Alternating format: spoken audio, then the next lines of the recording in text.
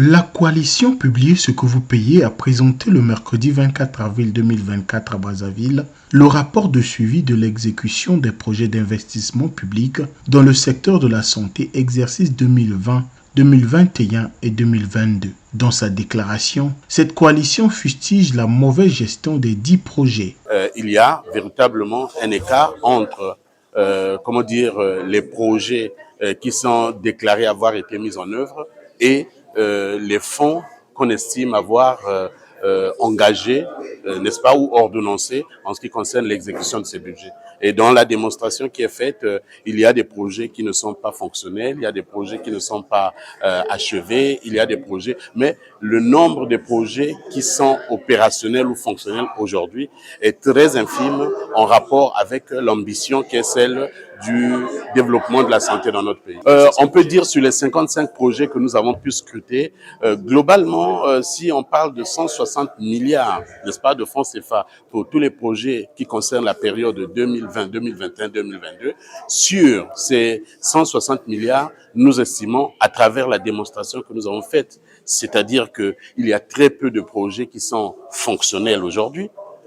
D'accord. Et donc, à partir de ce moment, nous estimons que ces 160 milliards ne vont pas forcément ou n'ont pas forcément un lien avec les projets réalisés. La coalition Publiez ce que vous payez a émis quelques recommandations à l'endroit du gouvernement, du ministère de la Santé, des institutions de lutte contre la corruption. Ce que nous recommandons au gouvernement, puisque le rapport montre qu'il y a des sommes importantes qui sont ordonnancées et confirmées dans la loi de règlement et qu'il n'y a pas de résultats sur le terrain. Et nous recommandons alors au gouvernement déjà de rendre disponible l'information budgétaire.